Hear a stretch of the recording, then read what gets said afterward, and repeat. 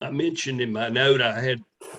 Oh, sorry about that. I mean, that's all right. I mentioned I had a couple of slides. If it's convenient, Yeah. let me have the tiller in a second. That'll be fine. Um, so I'm Neal Stubblefield. I'm running for District 3 Post 1 here in Tucker. I've lived here for 31 years. My wife and I just celebrated 40 years. So 75% of the time we've been married, we've been is ensconced here in Tucker. We've lived the whole time over in North Lake Woods, not too far from where Tim lives there. And I've enjoyed uh, serving on our zoning board of appeals since its inception back in 2016. That was a really new experience for me. We're sort of a quasi judicial body that deals with our zoning ordinances, primarily stream buffer variances and a few other things. This is, I always tell people, we're sort of the last stop before you head to the courthouse. So if the city council or the planning commission or the staff hands down something you're not happy with, you come see us and we try to mend the fence, if you will. If not, you can go see the fine folks over in the county court system.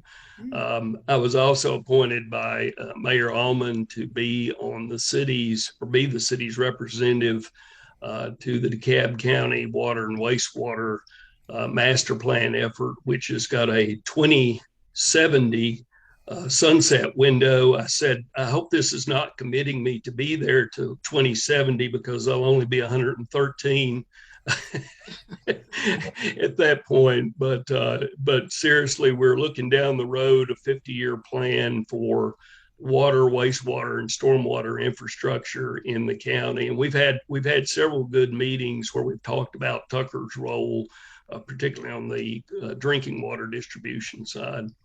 I just completed a 42-year career in the consulting field. I was with Jordan, Jones, and Golding, which was actually founded by a fellow that lived in Tucker, Charlie Jones, who passed away last year back in the mid 50s, and I was vice president there. We dealt almost exclusively with public infrastructure. I was on the water side for all that period of time. I also was involved with the sale of the company to Jacobs Engineering back about 11 years ago. And then I've finished out my career with a company out of Nashville called Barge Design Solutions. So I think that's enough about me, other than to say we're the proud parents of two grown children. I have a son who lives here in Tucker, that lives actually in Sharon Park. We're trying to get them to get annexed into the city of Tucker. And then he is scheduled to be married next March. His lovely fiance is a nurse at St. Joseph's Hospital. And then my daughter and her husband live in Charleston, South Carolina. My daughter is a historic preservation person. She was a city planner in that area for a number of years, and they have two little girls. So those are our only grandchildren at this point. My platform, let me, if you can give me the tiller here, Tom, I will pull up. I can do that. Okay. Yeah, I've already made you the host. Is it Great. working for you? I think so. You tell me. Can you all see that? I'm not seeing it, but maybe you need to share screen. There's a little. Oh yeah, hang on. You're right. I didn't share screen. Which is where? The three dots at the top. Oh, I see it. I see it right here. Okay. There we go. Okay. Now, hopefully you should see it. Okay. Got it. So I just want to talk very briefly about the my platform. There's three pieces to it. The first is deliver a high level of service. You know, we've got three core services and a number of wraparound services that support, you know, planning and zoning, code enforcement, and our parks and rec. I think we ought to be able to do all of that at a very high level so we deliver good quality services for the tax money that we all pay into the system. The second thing is to encourage smart growth, development, redevelopment of our area. There's more redevelopment opportunities rather than development, as Tucker's pretty well built out. Infrastructure, we've talked a lot about physical infrastructure, but social infrastructure as well is important to a growing city that's top 37,000 people now. And then attracting and growing employers in their workforce, making sure that this is still an attractive place. We've got about 26,000 workers here in Tucker, 3,150 entities doing business here, and we want to be as hospitable and inviting to them. And then finally, creating a nurturing atmosphere for everybody who lives here in Tucker. That's being able to be included and participating in the social and civic aspects, as well as the public sphere that Robin and I are seeking as well. So I just want to talk about a couple of items that we have. First of all, service delivery. We're a new city. We're still learning by doing, I guess you could say. Most people, when they start a permitting process for a business, have to get several approvals from the city, but there's still a couple of things that you have to go to the county for. One is the fire marshal. The fire marshal, I've often said they're sort of like the railroad. If the Trinity had a fourth person, the fire marshal would probably be sitting up there as that fourth person. And so the fire marshal sort of is the final sign off on most building occupancy, construction projects, and so forth. But one that's really important and tends to slow a lot of folks down is watershed management and getting approval specifically for sewer capacity. I think most of you are aware that the city, or rather the county, is under a consent decree from the federal EPA and Georgia EPD. And one of the things that we're trying to wrestle with is making sure we've got enough capacity within our collection system and our treatment system to handle wastewater. And capacity certification now for businesses typically goes through the county, but in some of our neighboring counties like Gwinnett, they've delegated this out to some of the municipal jurisdictions. And I think this would be something that would greatly speed up the process, construction and business permitting greatly, if we could do that on a local level. Another idea is in the development and redevelopment realm is to really target some of our blighted properties, and specifically sort of looking at the corridors along I-285 and Lawrenceville Highway and Mountain Industrial and Stone Mountain Freeway to try to do something about some of the extended stay motels in those areas. The city of Lawrenceville is actually using their downtown development authority to acquire some of those properties and convert them into more palatable housing for folks who need temporary quarters, as well as potential sites for attainable or equitable housing. So I think that's something that we could similarly empower our DDA to start taking a look at some of these properties, which of course the extended stay tend to be havens for a lot of criminal activity, so we could potentially deal with a number of problems with that type of solution. A couple of other things very briefly. Public Works, obviously we've got a very good IGA with the county, and they're good on emergency work, but the non-emergency stuff, the day-to-day stuff, not so hot. So I think we've got to take a hard look at perhaps building capacity, particularly to deal with streets and drainage issues.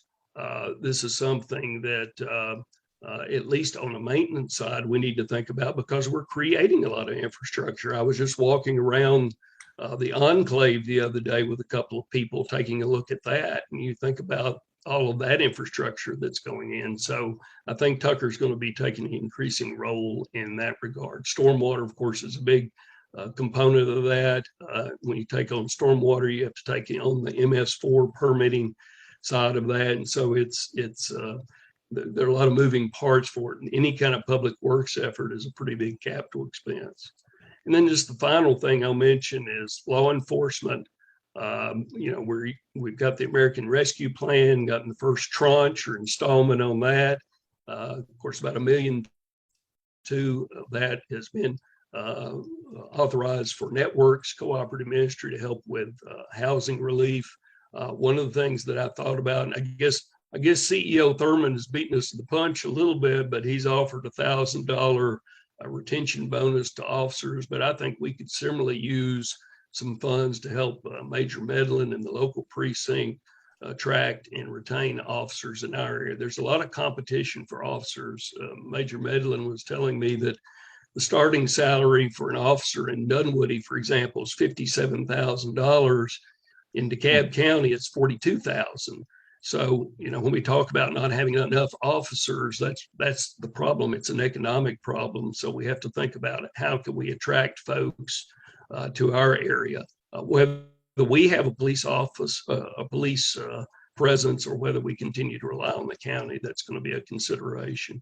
And then the final thing I'll just mention is about 3 years ago, AT&T started partnering with DeKalb County to build a network that would be a reliability component in case you had a serious storm or terrorist activity or whatever, that would connect all of the first responders and area police departments. And so one idea is to incorporate private cameras into that system to simply get more eyes on the ground. In other words, be able to record activities that would perhaps aid law enforcement. So those are just a few ideas that I had that I thought I'd throw out, and you all can ask me some questions about it. I'm sure this will be noted, but voting is November 2nd. Early voting starts next week. They've actually thrown in a couple of Sundays now in addition to the Saturdays. So you can go to church at First Christian Church or wherever you may attend, and then go vote right afterwards. And you can find my website and find me on Facebook there, and love to hear from you. And voting information, of course, at DeKalb County, a couple of links there in the city of Tucker. So thank you for your support. Oh, I guess I should just mention this coloring book contest, since Courtney sent out a note a couple of days ago, but this is the art in the alleyways that you probably saw back on Tucker Day.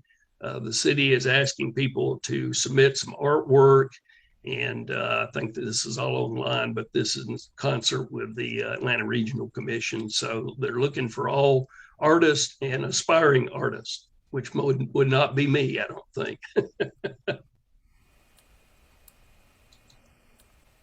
All right. Let's see, you're muted there, Tom. Thank you. Would you return the hosting whatever to me? Just same way. Go back up those three dots and there you go. Speaker. Nope. Let's see. Top left, right next to the mute button, there's another square with three dots on it. You click on it. Got it. Yeah, here we go. Yeah. Stop shooting, pin, spotlight, hide self-view, add program, rename. I need to go to you, don't I? Right. So. Hang on. Hey, Tom, if I could make a suggestion that he could open up the participants window and just right click on your name. I got you. And he's host. Okay. All right. I use GoToMeeting most of the time, so that's what's in my brain. So sure, I have to switch no problem. gears. Sorry. Well, I have a few questions, but I'll hold off. Why don't we let anybody else who has a question go ahead and go with it. Tom, I have a question, please, for Neal. Well, I'm going to let you and Albert fight over. Albert raised his hand, and please so, let Albert go first. I neglected. Sorry about that. Neglected protocol. I'm already worried about the fact that he's in Florence, Italy, and Mary's in Athens. So. Well, I'm in Boston, okay. So there I'll you wait. Go. There you go. So Albert, and then let me get my question out. Can I call you Neal? I mean, we haven't met, but I've known of you forever, Neal. I live pretty close to Henderson Road, and I understand what DeKalb County has said about the sidewalks, that they need some water main adjustment and sewer line adjustments to be corrected in order to finish the sidewalks. And I just need some reassurance that if you're elected, that you'll continue to hold their feet to the fire, because I just don't think it takes that long to figure out some pipes. Well, it shouldn't take that long. I think one of the things that I discovered a long time ago about DeKalb County, and even with the city of Atlanta, is they built a lot of infrastructure over the last 50 or 60 years that they didn't keep very good records. And the only way that they found things were with the end of a backhoe. And that's a pretty sad statement. So a great deal of effort is being done, well, has been done for the last 10 years by the GIS department and watershed to locate particularly valves, so that when you have a water line break, you can cut the lines off and you don't wind up wasting a bunch of water and flooding people out. And I think that's been one of the problems. It wasn't so much finding the lines as it was finding the valves. And I know one of the areas you're talking about there along Presswick and that area, there's like 3 or 4 little valves right there that are in the worst place possible, and they need to get relocated. But I'm like you, I'm frustrated that it takes them so long to come and respond to that sort of thing. I know that both Ann and Michelle in particular has spent a lot of time with Zach Williams, who's the operating officer for the county, to try to get a little more response on this. But this is really a watershed thing, and watershed, I think, currently still just has a temporary head. So I think we're going to have to continue to work on them to get, just like with Public Works, better response. So I know that's not a terribly satisfying answer, but that's what I know about the problem. Thank you. Lois? Well, you're on mute, Lois. You're on mute, Lois. Yes, I do that quite often. Neal, we had the opportunity I did see you attended part of our meeting last night on the Lifelong Community Committee. And this is probably personal with a few, I think, support people with me. Lifelong Community was able to adopt the age-friendly status. We became a World Health Organization age-friendly city. Macon was the first age-friendly city in the state of Georgia, and all of it was done with not only the support of, but with the actual help of the mayor and the city council and many of the people at that level. And I am hoping that we will see, those of us who are working very hard to see some things change in Tucker, will be able to get the support of and I don't mean to suggest that we have not had good handshakes and good acknowledgement, but there hasn't been what I see as an actual city support of the age-friendly concept in Tucker. And we're looking at so many things that are government issues, some of the things that you've mentioned. As you heard last night, we're very interested in seeing some zoning changes to afford better opportunities for people to live in Tucker. I don't want to make this a litany, but I'm really concerned as I look at bringing younger people into it. How do we show younger people that we've got the city's support? If you're going to do the work, they're going to be there to support you. Well, sure. And I'll look at this question from both ends as a person who's in his mid-60s at this point. My wife and I have already been talking about, when we're going to downsize and how we're going to downsize. And I've brought this up before, is that, Tucker has a pretty broad spectrum of price points already. And it's still one of the most affordable places, considering its proximity to Atlanta and the interstates and the airport. But that's changed rapidly. We just simply have to look at our tax bill to tell us that's the reality.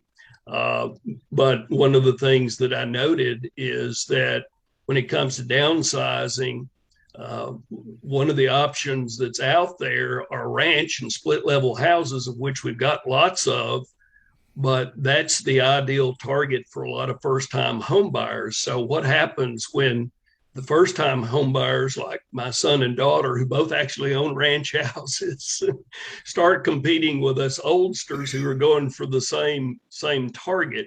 So I think one of the things we want to try to do is influence some developers to start looking at products for senior folks that have more of the modern features, the accessibility features, and so forth, without having to go back in and do drastic modifications to ranch houses. But again, when we're both competing for the same product, that drives the price up.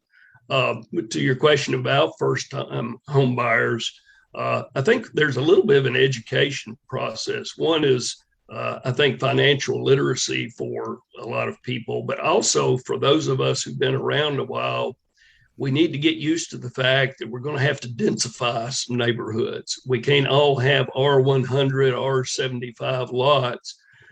When somebody turns over a property that's attractive for development purposes, we need to think about some zoning that can accommodate different housing products that will be more attractive to first-time and younger home buyers. I think that's, and again, I think that's an education project, because I think some of you are aware of some of the developments along Lawrenceville Highway, where we've had a lot of people who just really push back on developers who are trying to come in with a product like that. I think the third thing I'll just mention is we need to be very careful in this conversation about development fees or impact fees.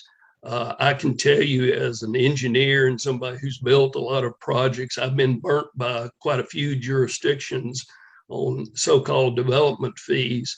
Those simply add to the first cost of anything you build. So if you and just like the gentleman Will Johnson was talking about last night over in Clarkston, there was what, $50,000, $75,000 worth of development related stuff right off the front end. Well, that gets built into the final cost of the product. And so whoever is buying that house is paying that freight. So I think we need to be very careful in that conversation about impact fees. We don't offer school services. We don't offer a lot of services that those things typically pay at this point. So there's really no reason for us to put that kind of burden on developers. That just discourages them, and they look elsewhere, and that really impacts the cost of a house. Okay, good. Hope I answered your question. That was good. I'm going to now do something that will help us to transition to Robin, but I'm going to ask you first a two-part question, but don't let that bother you. You can give a very simple answer that will satisfy both questions. And then I'm going to ask a question for both of you to consider. And then Neal, if you will start, and then Robin, you can follow and then go into your spiel, if that's okay with you to do it that way. Okay, yeah. So my two-parter question that really only requires one answer. We have a couple of lawyers that are running for city council, and they have touted the value of being a lawyer in serving on the city council, and I think they have merit to the argument. So each of you, as an engineer, as a real estate consultant, you probably have value added to that as well. So A, speak to that. B, people some people want to raise the separation of church and state argument, and I would like for either one of you to consider including what is the value of being a religious person, a church leader, and a politician, if you don't mind answering that question. And that's kind of the two-part question. And then the other question is, and I think I speak for a lot of people on this call, I don't know how we feel about the current, city government and the utilization of volunteer groups, which there are many, many great volunteer organizations and civic organizations here in Tucker. And could they be better utilized in tandem with the city government in the future? So Neal, and then Robin, please. So on the first pair of questions, one of the things we discovered early on with our ZBA is we needed to have a variety of talents. We needed engineers, we need planners. We've had an attorney on occasion. And all of these individuals brought very needed and specific skill sets to the work that we had to do. And I think that same thing applies whether you're talking about the Planning Commission, where you're talking about our Construction Board of Appeals, and certainly the City Council itself. So in my case, being an engineer, when we have discussions, whether it's related to planning or infrastructure decisions, when we start to get into a more fulsome discussion about public works, well, I've done that. I've done that for municipalities throughout the Southeast. I've been involved in consent decrees, so I know what it's like when the federal judge is sitting on the other side of the table from you, and you've got to negotiate and have those hard conversations that invariably come along. So I think it's very important to have those kinds of backgrounds. And attorneys, Brian is a great city attorney, but it doesn't hurt to have another viewpoint as well expressed from the city council. As far as being a faith leader, I have gotten tremendous support from people at my church where I'm an elder. I've been a deacon for 25 years. I led our building program both times. It's different in different churches. Some churches think that there needs to be a little more separation from the government. But I think that there are several examples that we see in the Gospels and the letters of Paul where there was interaction between Christians and the government.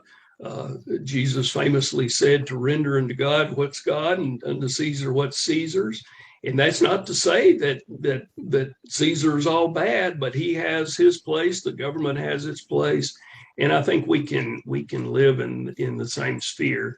To your last question, which I think sort of jumps off from that, is, the city, I think, has done a very good job. We can always do more, but in reaching out to the various civic organizations, Networks has been a terrific partner, both in administration of the CARES Act last year. Holly Duncan did a great job with that. And then I'm sure that will be the case with American Rescue Plan, with some of the housing relief money that has been authorized from to do. The Friends of the Parks organization, how would we be able to execute on our master plan without those volunteers? So I think we need to continue to look at ways that we can engage. And you know what? This becomes the farm team, if you will. The people in the volunteer organizations are the farm team that then produces the next crop of leaders to step up and run for city council and mayor and so forth, as well as all the appointed boards. So I very much am in league with let's get the best use out of those people who are energetic and demonstrating good leadership qualities already. Excellent. I'll take the next question. I am a commercial real estate consultant. I started back in 1998 as a commercial real estate appraiser. I did that for a number of years, and then I got dually licensed as a broker. So how that parlays and will match with being mayor is that as a commercial real estate appraiser, that job exists to ensure the public trust. You have to analyze the highest and best use of a property, decide what will yield the best return to that property for the property owner, what the community needs, what's lacking in the community, what would be the best thing to go in that particular property to serve the community. So that definitely has a good a fit with serving in Tucker. And like I said, I've done that now for 20 years. I took about a 4.5-year break off to serve active duty as an Army Ranger. And then I served for 5.5 years in the Army Reserves while still doing commercial real estate. And in commercial real estate, I've worked with municipalities all over the Southeast. I'm licensed in South Carolina, North Carolina, and Georgia. So working with all those different municipalities and seeing all the different zoning codes and municipal codes has given me an invaluable lesson that I can take to the job. Now, how my job as a faith leader has kind of worked with this. I went to Newberry College first and was studying theology. And so I've been involved in churches and in the faith community since, early adolescence. And what I've done, right now, my children and I worship with the Atlanta Friends meeting, which is a Quaker meeting. And we also we've been worshiping recently with First Christian Church of Atlanta. And we're still doing both because the times just allow us to do that. So the faith community, what I see is that they've given such a wonderful job of addressing issues like food insecurity, climate change, homelessness. And that definitely we need those organizations to work with the city to be successful. And we can't do it without you. The city can probably do a better job of partnering with some of these organizations, the faith community specifically, to address issues like homelessness right here in Tucker. One of the things that I'd love to see us do is get a survey of exactly how many homeless there are so that we can address their needs. Both First Christian Church of Atlanta and the Atlanta Friends community, accept food donations. The city could probably do a better job of helping with that. So there's definitely a natural symbiotic relationship there. I think the city could just do a better job of partnering with the faith community. So with that said, let me jump into my introduction. I am Robin Biro. I'm running for mayor, and I'm going to bring in my children real quick. Hey kids, can you come here? So I was recruited to run for mayor by members of the community. These are my kids. This is Tucker here and Logan. Logan goes to Smoke Rise Elementary School and Tucker goes to Tucker Middle School. So boys, what's it been like for you being on the campaign? Very fun. Very fun? What's fun about it? All the meeting people, all the events. Going to places we've probably never been to before. Yeah, exactly. So it's been fun, right? Yeah. And these people help out. All these people that you see right here help out within the community. All these people serve on volunteer committees and are leaders within our community to make Tucker a better place. So, all right, I'll let you go. I just wanted to introduce you. So these are my children. I've had them for just about 2 years now. They are actually my half brothers.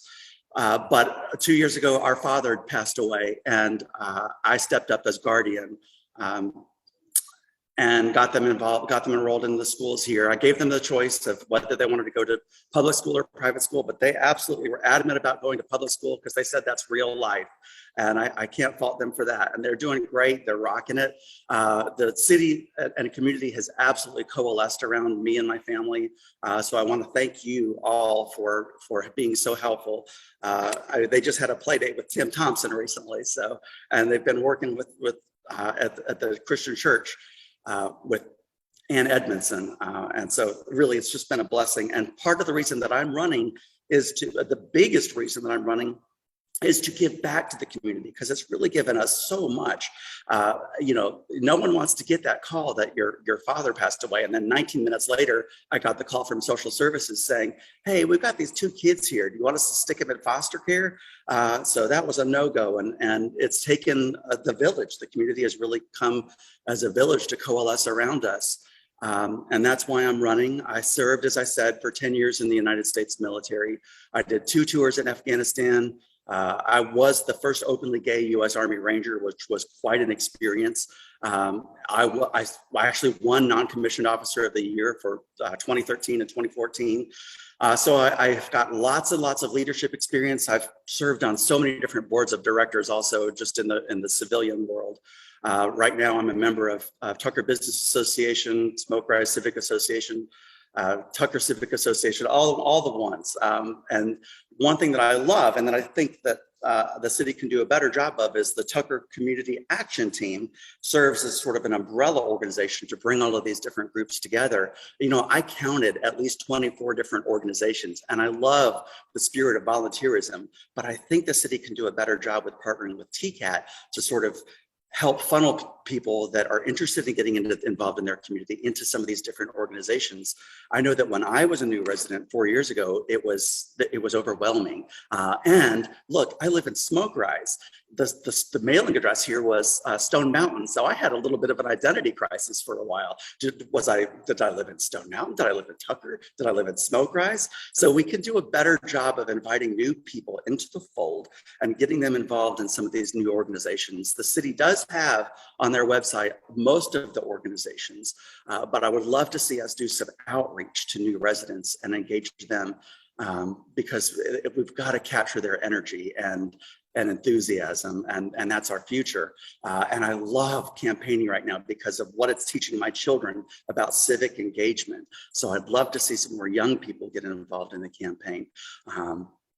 The reasons that I'm running, there are 4 things on my platform. The first is getting the non-discrimination ordinance at least read for consideration on the council agenda. It was proposed back in 2019. The city council asked for it to be drafted. There was an organization that came together, looked at our 5 different surrounding municipalities, what they had for a non-discrimination ordinance, and drafted one, proposed it, but it's never been read for consideration. I would love for city council to at least have the opportunity to read it. If they need to make any changes to it, we can talk about that, and we can work with the city attorney to finesse it and get anything done. It does have provisions for due process right now, but by all means, if there's other things that we can do to make it more fair and equitable, I just think that it's incredibly important to protect our residents from discrimination within the city limits. And all the 5 surrounding municipalities already have them in place. I think that it's important for us as a community to have that in place so that we can attract businesses. I think that we're missing out right now. We're missing out from some opportunities from the film industry because we don't have a non-discrimination ordinance in place. So that's my first order of business, is within the first 60 days, at least get it on the agenda so that we can start the discussion. And if there's any changes that need to be made, we can do that. Infrastructure, Neal already mentioned quite a bit of infrastructure. As you've heard, there are over 200 collapsed storm drains. Those are the responsibility of DeKalb County. But we can do a better job as a city of holding their feet to the fire and making DeKalb County be better stewards of our tax dollars. Because look, I've been hearing from residents when I'm out canvassing that they all have to sue the county in order to get any action done on this, and that should not be the case. What I would love to see, we have a position within the city government right now called the citizen advisor, but that person is also responsible for answering the switchboard. I would love to see that just be a full position standing on its own to coordinate between residents who have complaints about potholes, about collapsed stormwater, be that liaison between the residents and DeKalb County and the city attorney. And we're going to hold their feet to the fire. It would be a lot cheaper to have a full-time employee making, say, for example, $60,000 a year to coordinate that than to have a boondoggle that we would eventually inherit, because we do want to eventually take over stormwater. But the money, the fees that I've seen, it's in the tens of millions of dollars. So what we need to get DeKalb County to repair whatever they can right now going forward so that we don't inherit a boondoggle. We've also got some crime concerns. Many of you have heard that we've got a wave of crime coming across US 78. And Tucker, right now, you stand a 1 in 40 chance of being a victim of a property crime or a violent crime. And that is unacceptable. It places us in the bottom third for cities across Georgia. And that we can do better. We need to partner better with DeKalb County. We're giving them millions of dollars right now to unincorporated DeKalb, and they're doing a pretty good job. But they can do better. They can do more patrols, and we've got to reactivate some neighborhood watches. There are so few neighborhood watches that are actually active within the city limits. So we've got to reactivate the neighborhood watches and get the community involved, because you are our watchdogs. We've also got to continue to balance the budget. And look, I've given credit where credit is due. Our existing mayor, our city council has done a good job, in my opinion, of standing up the city as a new city. It was chartered in 2016. We're just learning how to crawl. We're toddlers. But the budget, I've asked, there's no plan beyond 2026 for how we're going to balance the budget and get things paid for. The SPLOST funds do run out in 2026. We're going to have to look at having another bond referendum, having another SPLOST, we can discuss impact fees. I'm in commercial real estate. I know about impact fees like the back of my hand. Yes, those do get built into the costs up front. The city has to have a way to balance the budget though. So that's one of my main priorities is getting that budget passed. So those are the four things. I'm very passionate about this job. I bring a wealth of experience. Yes, I was recruited. Yes, I was recruited from the Democratic Party, but look, as an Army officer, I have worked with people from vastly different political ideologies. I even host a podcast called American Discourse. It runs every Monday, and it seeks to bring people from vastly different political ideologies together to see where we can find common ground.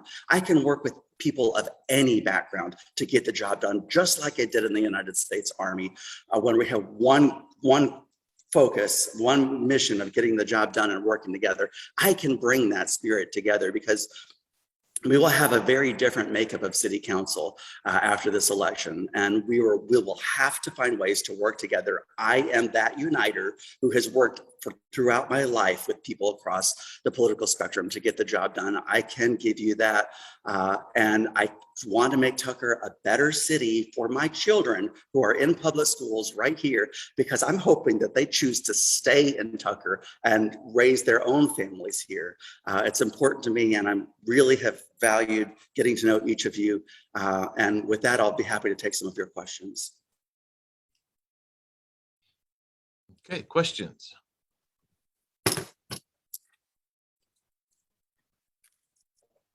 Lois, go ahead. Unmute yourself. I'm There we muting go. myself. Robin, thank you. Again, I'll ask you the same thing I asked Neal.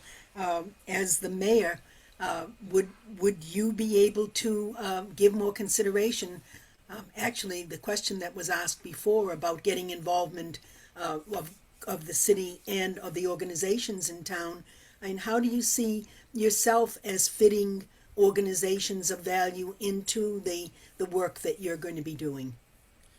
I'm glad you asked that, Lois. Like I said, at last count, there were 24 organizations that are active within the city limits and doing fantastic things, from parks to of course the business associations and the CIDs. These all play a very important part in our community. But like I said, if a new resident comes here, they have no idea where to get involved. They don't even know what a CID is. So we've got to do a better job. We could probably have a fair and invite all of these organizations together to a fair once a year, maybe even twice a year, to show everybody, these are your community organizations. This is where you can get involved. This is where you can take your children to get involved. I'm a member of a lot of these organizations, but we've got to start planning for the future and investing into some of the younger people so that we have that natural progression so that these organizations stay active. We've got to plan for homelessness. Like I said, the first thing we've got to do is get a survey of how many homeless are in Tucker.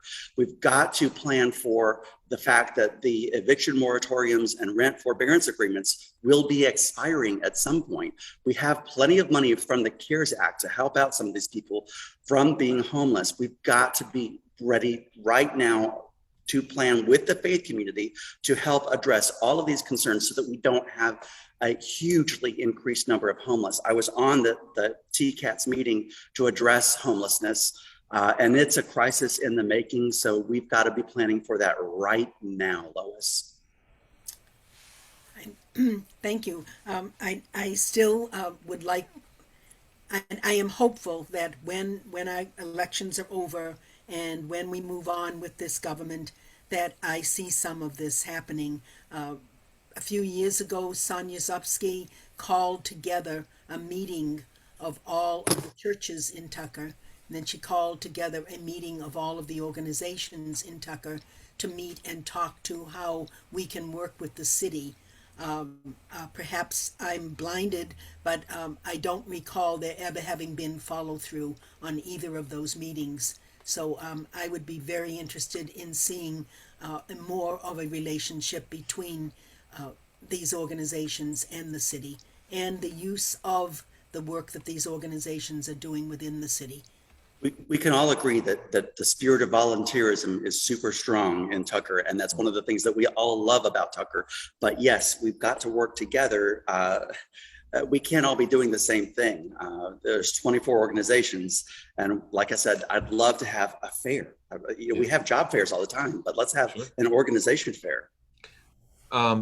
So Kathy and Albert have raised their hands, and if y'all don't mind, we'll let Kathy go first, and then Albert. Robin, I'm on the lifelong committee. I'm on a committee in that committee for welcoming newcomers to Tucker. Yay. If you're the mayor, would you work with us on doing something so that we can make sure people that move into Tucker get properly welcomed and know what's going on? Yes, Kathy, I do that currently with Kanawha Community Association. It's incredibly important to introduce yourself to new residents. The population of Tucker had increased by 38% since the last census. So we're growing. It's important that we manage that growth. It's important that we get new members of the community activated in these organizations.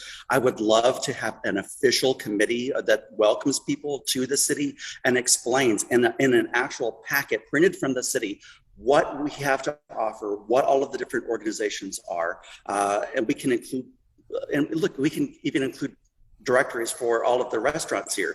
As a new resident, it's hard to navigate these things.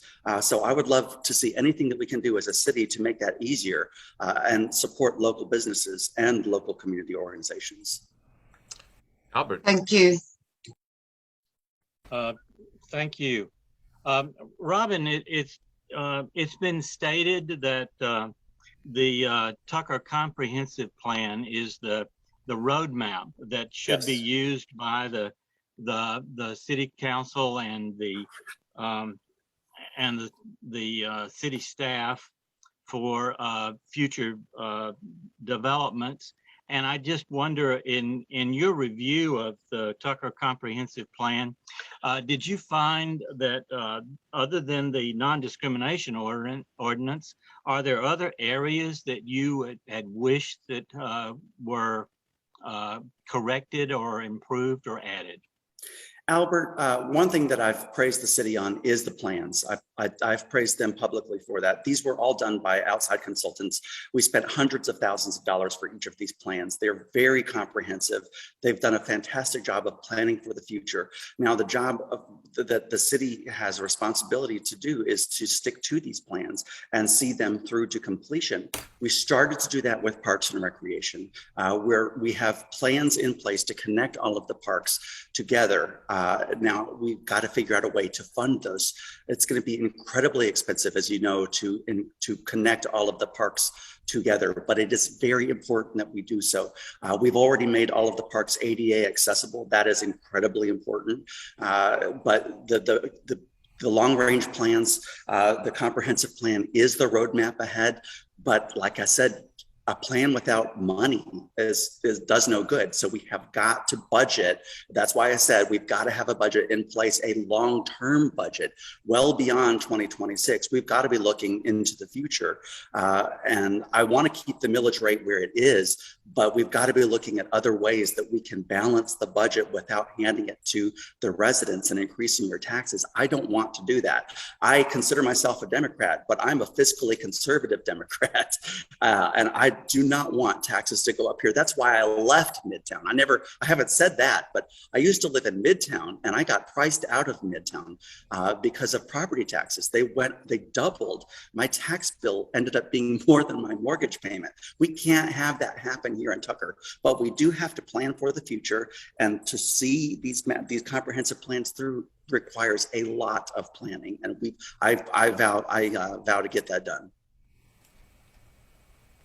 I know there are probably other questions, but Robin, you did mention Tucker Community Action Team, so I will speak to that for just a minute. Lois and I got together a number of years ago. There was a group here that I'm sure you all remember, NEMO, and they were basically an organization or a gathering of the local ministries and faith leaders. And it seemed like the attendance to those were declining. and then of course it stopped meeting. And we were talking about how to best communicate with the whole community of Tucker. And so we had considered trying to do a ministry oriented type thing, just like with Nemo. But my concern was, and I am a pastor, but my concern was that if we limited ourselves to ministers, we would starve to death and go out of business. And so I figured it would be better to open up to create a community action group that would be open to people who are in the community, whatever their skill set, whatever their ethnicity, whatever their personal lifestyles are, but who are all concerned about the well-being of Tucker.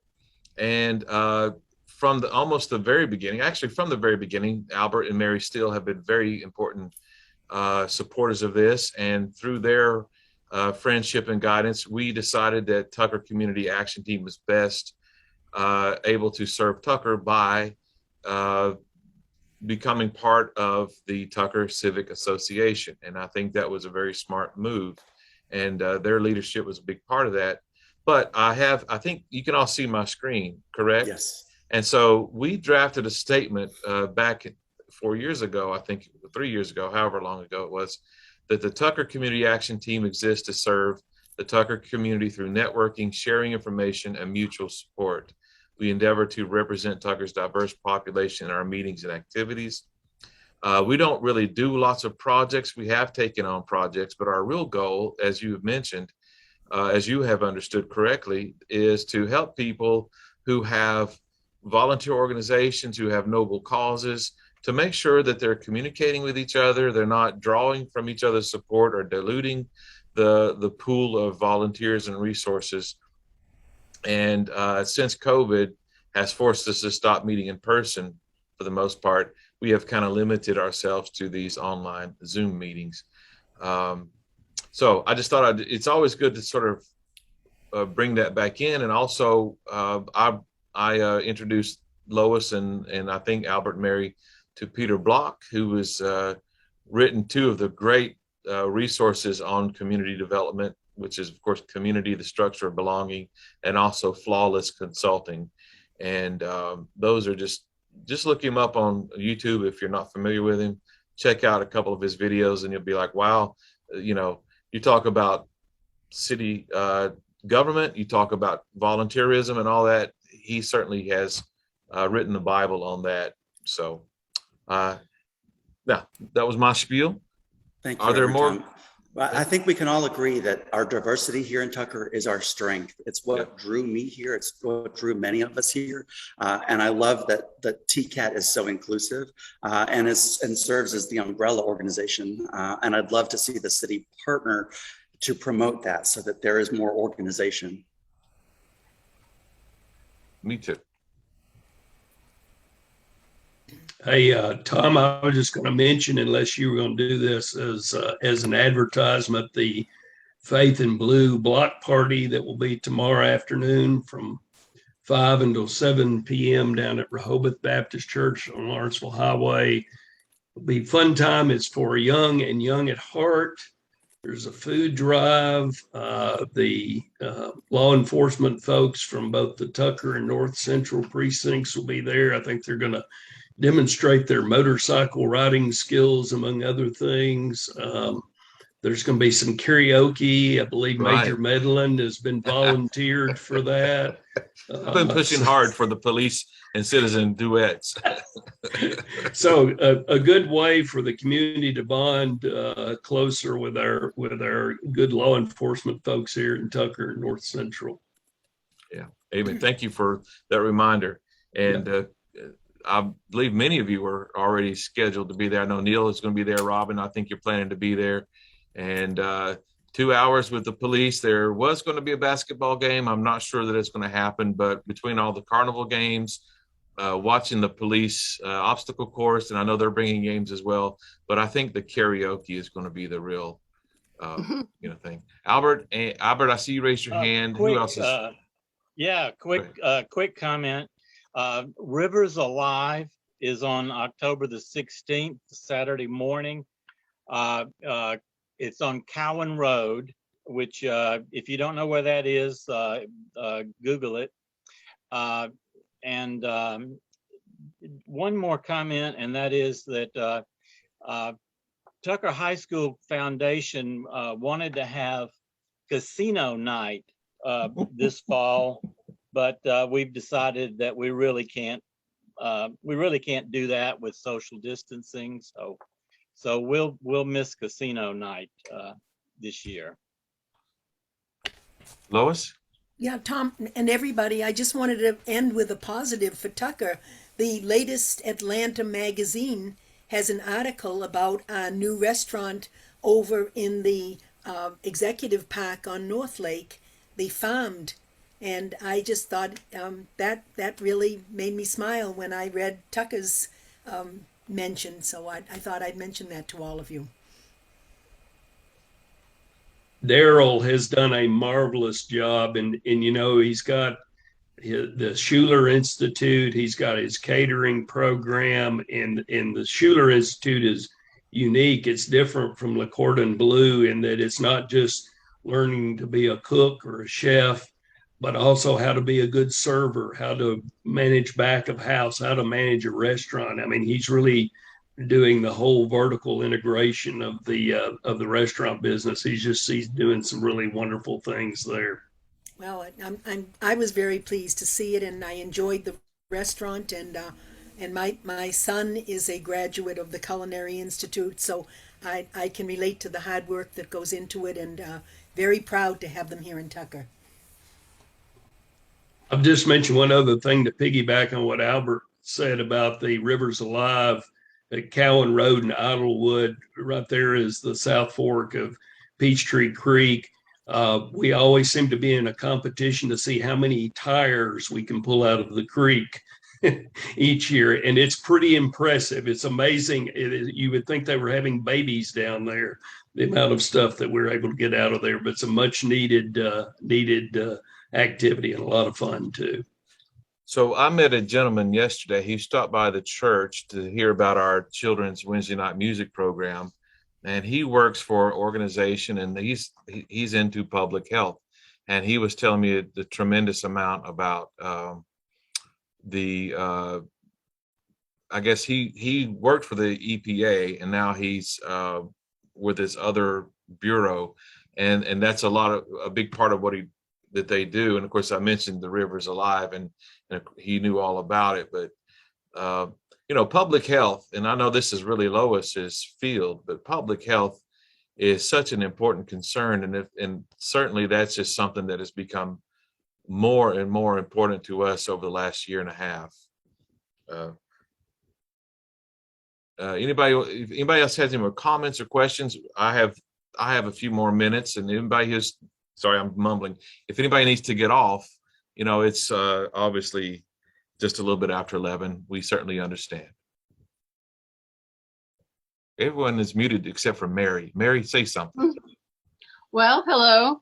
I will mention that the Tucker Job Fair is coming up on November, November 5th. And it's going to be at Rehoboth. And it's a job fair in honor of veterans, but all job seekers are welcome to come. Okay. And there's probably a lot of millennials who need to show up for that. Yeah. Okay. So last count, I heard there are at least 40 employers who will be there.